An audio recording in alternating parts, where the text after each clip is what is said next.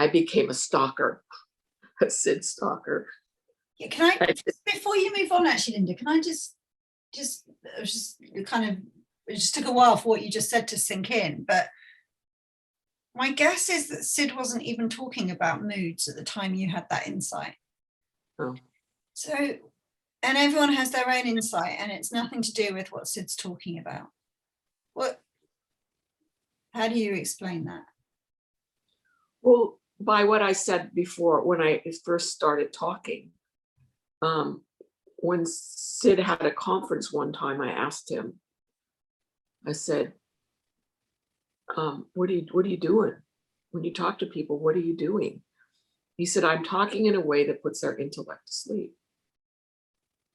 And once they have an intellect, their intellect goes to sleep, they can hear something new.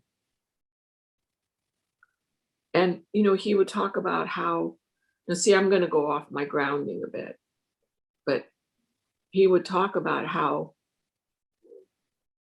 people would just touch a different state of mind, a different part of them. Something that, a place in them that knew everything already.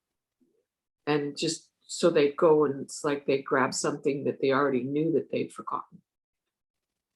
Oh, I love that. I love that because it's so true. Like when you're a child, you're not scared of your moods. You'd forgotten that you don't have to be scared of your moods. So you touch something in you that was deeper, and it would wake up. Something in you would wake up that would be helpful. Do you want another story? Yeah. About that? This was, I couldn't believe this was. So the other thing in my life that bothered me is that I couldn't stay in relationships. Because I was only 25 at the time, but 26. But my relationships would end up in arguments such that they were no fun. Mm. They'd end up in opposition. I'd end up in an oppositional, not that, I wasn't in relation. They weren't bad. They weren't terrible, but I didn't want to be in a relationship where there was a lot of conflict.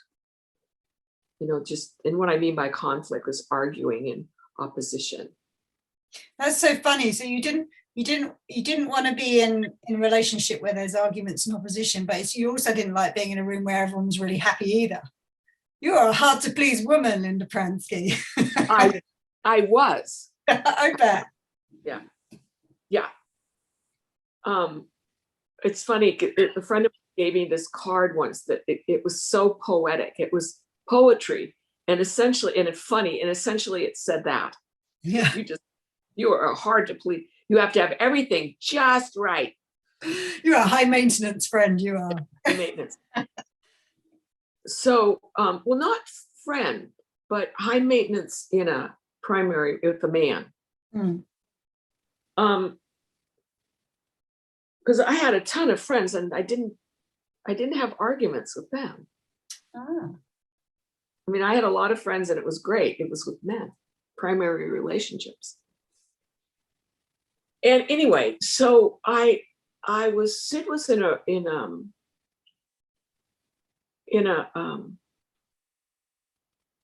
one of the restaurants in Ganges, and I happened to walk in, and at the time Ganges was like, it was very, very small and very, very quiet. There weren't that many people on Salt Spring End. And there was a restaurant. Actually, it was a restaurant that was opened by one of the people that had been listening to Sid, and called The Crest. It's no longer there, but it was a great, everybody loved it. And so he was in the Crest restaurant, and I walked in, but I was by myself for some reason. I don't remember why. And he was sitting alone at a table.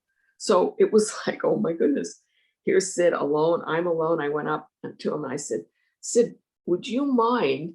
And this took a lot of guts a lot of courage on my part at that time. And I went up to Sid, would you mind if I asked you a question? said, "Oh no, dearie, sit down." He called women dearie. And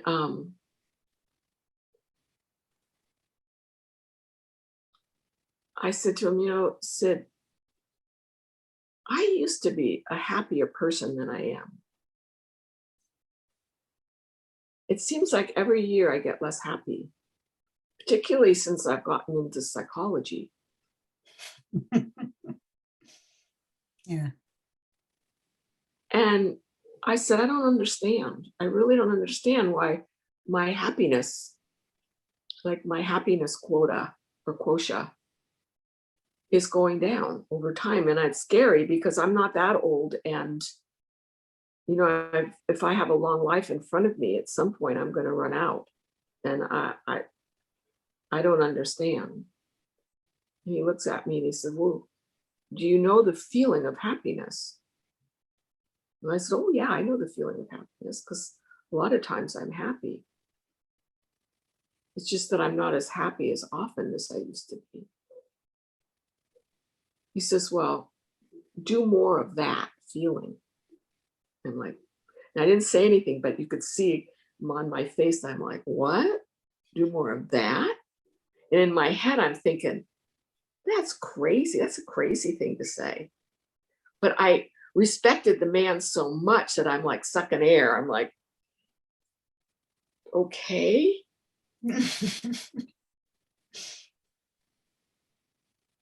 But interestingly, the feeling behind the feeling in him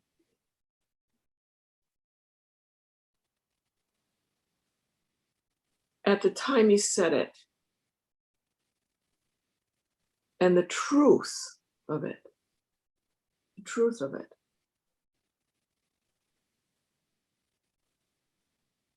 was there in his eyes, as I remember. Like there was this feeling, and this is all you have to do is do more of that feeling. I mean, and like that was completely true for him, completely true. So he was telling me the truth. But I had another question. And the next question was,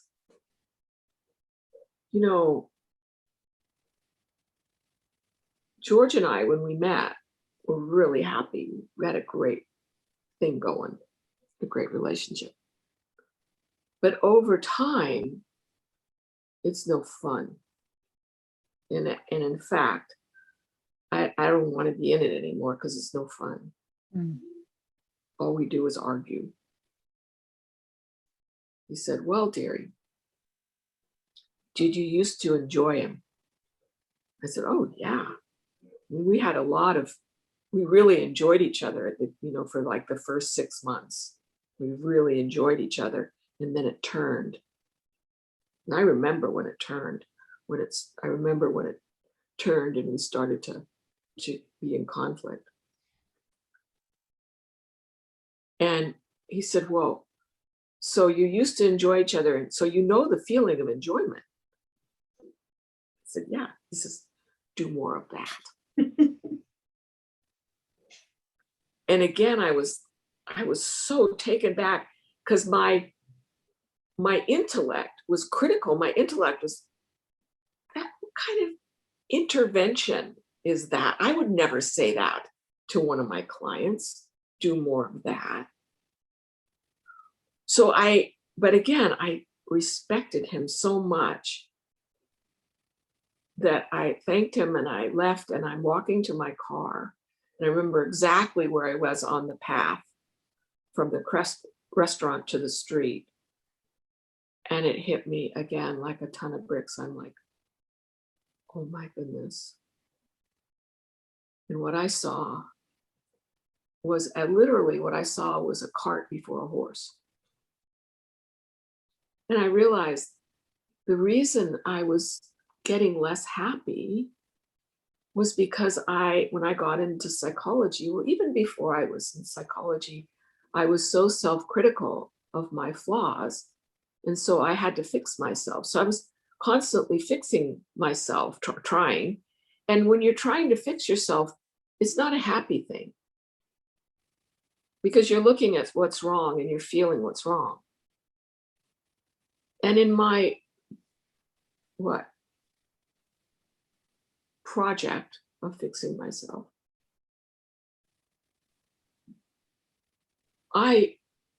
behind it was, I'll fix myself and then I'll be happy. And the realization that came to me is, oh, no. Oh, that'll never work. You have to be happy. And then if you want to fix yourself, you can, but you have to live from the feeling of happiness, no matter what's happening to you in life. You can't fix yourself or fix life and wait to be happy, because you'll never get there. You have to be happy in life, no matter what's not fixed. That was huge. Yeah. And then the second one hit me. Well, of course, if you want to have a successful relationship, you have to enjoy the person more than you criticize them. See, I was doing to George what I was doing to myself. I was trying to fix him so I could enjoy him. Yeah. So I realized, no, you have to enjoy the person. And then I realized you can't fix other people. First of all, it's so arrogant. Second of all, they don't want you to. They're thinking, see, that was the problem. It's like George thinking, who are you to be trying to fix me? I didn't ask you. I didn't invite you. And see, that's the argument. Yeah. Of course, he was doing the same to me in his own way, but everybody does, Linda. That's the thing, isn't it? We look outside and then say, well, if I could just fix my business, in my case, just fix my kids, if I could just fix my bank account, if I could just fix my weight, if I could just fix this physical health problem, if I could just fix my panic attacks, or if I could just I can't be happy until I've finished my panic, I no longer have panic attacks. I can't be happy until his behavior changes. I can't be happy until they're happy again. And then we kind of put it on hold and look outside of ourselves and then go, I'll be happy if and when. And what you're saying is like that's all kind of outside here. And what you're saying is, no, jump in here first. There's happy here, and then everything is after the fact of that. But see, it worked because of the truth. I saw the truth. See, that's why it worked for me. I changed immediately. Immediately I changed. Because I saw the truth of it, not the good idea of it, but the fact, the truth of it. And the truth of it was in Sid's eyes when he talked to me. The truth was in his eyes. And that's what I took. I took the truth of it. And so it makes it such an interesting story to me, because in my mind, what he literally said was ridiculous. Do more of that feeling of happiness. To me, was ridiculous. But behind those words were the truth, was the truth. It's like I heard the truth. And when I left, I saw the truth in an insight of, I actually had a mental picture of a cart before a horse. And I went, oh my goodness. The truth is, if you wait to fix everything, your relationships, like you said, your life, in order to be happy, you'll never be happy. You'll spend your time fixing everything and then die, or trying to fix everything. And then the same with George. It's like, if I realize, if you want to have a good relationship, you have to enjoy the person more than you criticize them. I mean, you can still get away with criticizing them, but it has to be more enjoyment than criticism. Yeah. So and again, like when we're like, well, how did you get to see that? It's right back to what you said at the beginning, right? Sid talked in a way that bypasses the intellect so that you could hear something new. That was new for you. You'd never heard that before. And you were impacted by the truth in his eyes, not the word that he said. And so that insight isn't that people listening should try and see the same thing you saw, but what you're using that as an example of is how when we get touched by truth, something new comes to mind, a new experience and insight, something you'd never realized before, that's just a truth you've forgotten, right? But is that because you were lucky enough to actually be in Sid's presence? You got to look in his eyes and be in the presence of that. We don't get to do that, the rest of us watching. I know, but I've had clients that I've had them watch Sid recordings, and they have passed, they have jumped my level of understanding. I've had 3 clients that have done that. I've put them in and have them watch a video, and then I'm learning from them because they were impacted so deeply by the video. So it's not the physical presence of Sid that's so powerful. Although it seems for us, for those of us who are like, you know, we're part of this 3 Principles community now, and we look and see the teachers in our community, and those of you who got to spend time with Sid seem to have this such profound grounding that it looks like, well, you got to be around Sid and we didn't. But what you're describing there is like, the truth is there for the being impacted by, whether he's in video form, audio form, or in real life. Truth doesn't care. Well, see, I was looking,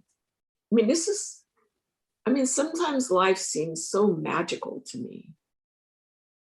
Because when I was 18, 19 years old, my thought was, how do people change? How do they change? If they have the feeling of feeling not good enough, or if they have the feeling of being trapped in themselves in some way, or if they have moods that, you know, basically cause them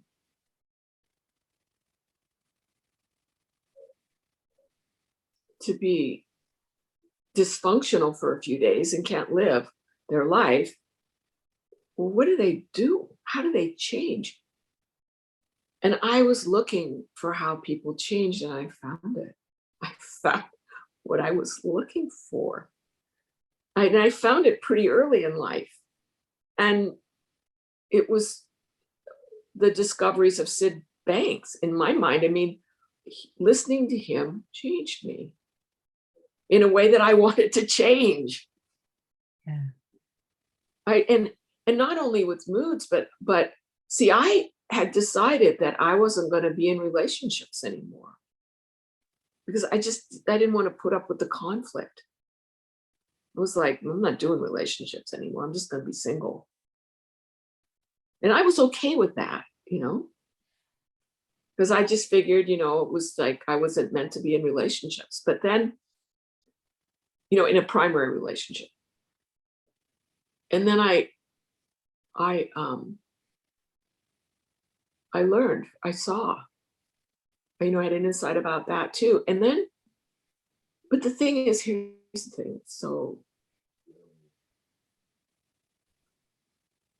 see, and I see this in everyone that gets hooked, so to speak, by the principles, by the understanding. It's the gift that keeps giving. Because once you get on this path, you keep having insights. Like I have insights without listening to Sid. Yeah. I have insights. I'm sure you do. Yeah. Yeah, but there's a way in which you start to understand in spite of yourself, in spite of your intellect, you start to understand how insights happen, and you look in that, you kind of naturally look in that direction, or you're kind of included in your understanding of life is the possibility of you having an insight. Yeah. See? And if you include something in your reality, the possibility, it happens. What you include in your reality happens. Like I understand that I will have insights. Now, I also understand that I can't make them happen. Yeah. That's the thing. You can't make them happen. And when I first started listening to Sid, I was trying to make them happen. Yeah. And essentially got in my own way by trying to make them happen. And I see that in my clients sometimes that, they're trying to make things happen. And, I feel sorry for them because, I've been there, done that. It doesn't work. But, sometimes people just have to go through what they have to go through. Like I had to go through what I had to go through. I mean, it took me quite a bit of going up to Salt Spring before I had that insight about moods. Now, that doesn't mean it takes time. It just took me time. Because there's other people like my clients, I put them in front of a Sid TV. The first time they listened to Sid had a massive insight. Yeah. First time. But so if there are people watching this and they're like, well, I tried listening to Sid and didn't do anything for me. Like what? Well, see, if for me, if I hadn't seen the change in Roger Mills, I never would have gone back to Salt Spring. Yeah. If I hadn't, because when I saw that change in him, I was like, this is what I'm looking for. This is what my mind thinks change looks like. Yeah. And they had that, how do people change question when I was 18. And now I'm like 26. So that's 8 years later. And I'm thinking, I see what I'm looking for in this man. Right. I'm going to get some of that. Yeah. If he could do it, I can do it. So I was committed. I was committed for the long haul. I was going to go up and keep going up. Because if I saw, when in my mind, I saw true change. For me, in my mind, what I was looking for, I saw. So I'm like, that's it. For me, I'm going to, as long as it takes, I don't care. I'm there in the front row. Well, eventually I went to the back row, but. Yeah, no, you're right. I get that with clients who come, if they hear my story from panic attacks and agoraphobia and claustrophobia and all that 20 years of horror, and then they hear my story and they see that I found peace of mind. Like they see I found freedom from that. And they're like, tell me about your I want that. Tell me about your insight. I mean, when did your insight happen? And who were you listening to? I was listening to you. And I can't remember what you were talking about. I think I was watching you coach a client or something. And I suddenly saw, because I had a lot of thinking at the time about migraines. So all day, every day I was what ifing. I was like, what if I get one now? What if I get one now? What if I get one now? What if I get one tomorrow? What if I go and I get one? What if I get one? And although I only had them once every 6 months, I lived as if I was having them 24/7. And that was part of my kind of anxious story. And I was listening to you, and I don't know why this had never occurred to me before, but I was listening to you talking to some client, and suddenly I heard, well, when it happens, you could take care of it then.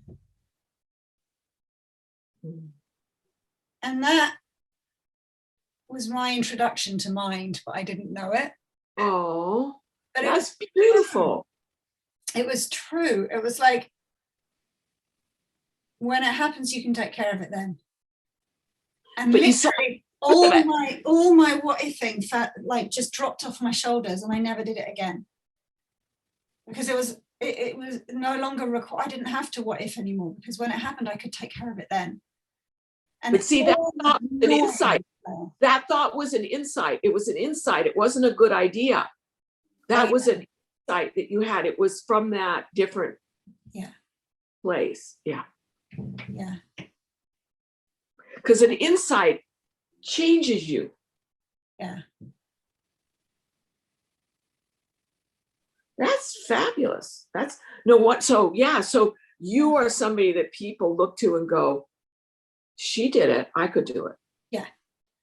Yeah, and that's why that's why people come back. Even I think that the power of seeing somebody change and having the change that they want in their lives, like really want freedom from anxiety, is like, yes, I want that. But I also think on an impersonal level, to my mind anyway, is that the truth pulls you.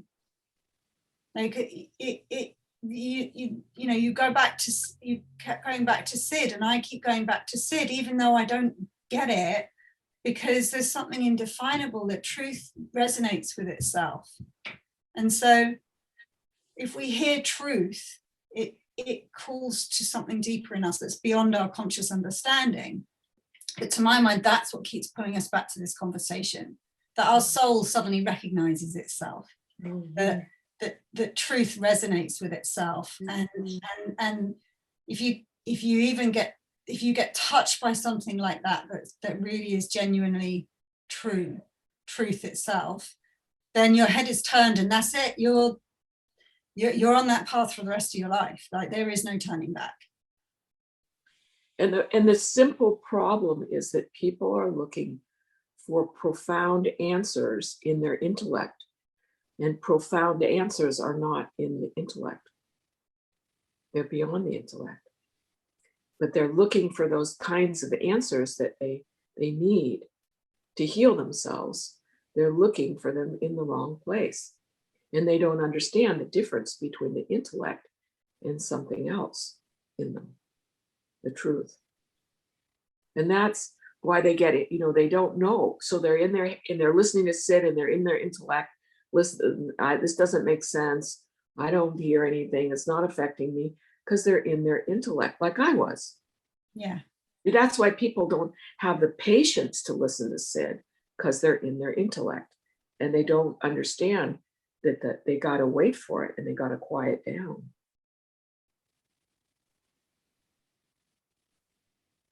But what's cool, I think, is that the power of truth is so strong that even if that's going on, just a tiny pinprick, if a tiny pinprick shoots through all of it, like straight to your heart kind of thing, that's enough to touch you. If there's so much going on in your head and you're so busy seeking, then it may be that you go, nothing here, and you walk away because you haven't in any way been touched by the truth of it. But just a tiny little sliver is all you need. I think, and then it turns your head. Well, that's true. That's true. You just need something that's other than your intellect, than other than what you already know. See, the intellect is what you already, well, you know this. The intellect is what you already know. You're looking for something to heal yourself, or you're looking for change in what you already know. Well, it's not there. It has to be outside of what you already know. Do something deep, some deeper. It's the truth in you. That place of truth in you, where you go and grab something new. So I know there'll be people watching this who will be asking, like, well, I'm not hearing anything. I don't think, given what I've just heard, I don't think I've heard anything yet. Like, I've been showing up, I've been listening, but I haven't heard anything yet. And I'd like us to talk about that on the next video, if that's okay with you. Yeah. Well, I totally answer that question right now. Keep listening. Yeah. No, don't tell them that. Like, they'll come back next week and find out. Well, we'll talk about it. We'll talk about it more on the next video. You can always just, edit this piece out. But the answer is keep listening. Yeah. And you know what it is? It's like, get over yourself, get over your discouragement, get over your disappointment, and go back. And that's what I didn't realize. I didn't realize that that's what I did. Yeah, me too. I didn't realize that I'd get so discouraged, I'd get over it and go back. Yeah. Huh.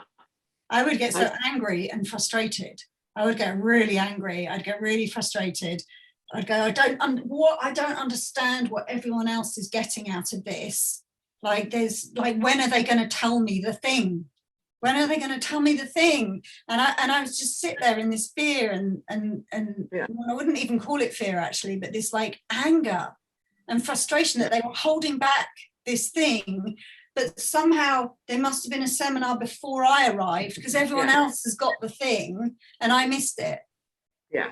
It was like, was it in a binder? Did they give out a binder, or was there a pre-coursework? Because I missed it and everyone's 10 steps ahead of me. Well, see, I honest to goodness, I would not have gone back if it hadn't been for, you know, like if I didn't have a person like you or Roger where I could really see true change, I never would have gone back. I wouldn't have gone back apart from the fact I just paid Michael Neal a eye-wateringly large sum of money. The only reason I went back, I was like, I said, do you do, on the first day, I said to him, do you do refunds? And he said, no. I had paid him so much money. And I was like, So that I had to get over myself and come back after lunch. Whatever works for you. Whatever works for you. Never works. That's funny. That's what, so that was your Roger Mills, is all that money. Yeah. Oh, that's funny. Yeah. But isn't it nice that you are other people's Roger Mills? I think that's wonderful. Yeah. That's wonderful, Nicola. I think that's all people need. Like, I think that as soon as they, like, I have a video that's on Facebook and people watch it and scroll past, but some people stop and they watch that video and they just, oh my goodness, that's possible. And to my mind, that's the hardest part of this journey, is being touched by some, like, is when you get touched by someone who's been changed by this, job done. From there on, it's a given. That's what I see. For the moment you saw change in Roger, it was a given. From the moment the people who chose to, like, who just couldn't help but stop and watch that video and got touched by it, job done. Yeah. So simple. Anyway, we'll continue our conversation next time. Yeah. This was really, I really enjoyed this. Thank you for asking me. It was a real nice trip down memory lane. Yeah. No, it is. And you get the feel of it when I'm listening to you as well. It's lovely. Well, and like I said, life is so magical sometimes, because when I look back, that's the one true question I had about life, and I got it answered. So cool. Yeah. But, you know, life presents more and more challenges, and, you know, and you have to have like, and so it's nice that in my life, I have a lot of challenge right now. And so I know that included in my life is the possibility and the reality of insights that meet those challenges. Yeah. So there. Thank goodness. Mm-hmm. Yeah. Goodness. Yeah. Yeah. So grateful for that. Yes. So grateful for that. Yeah.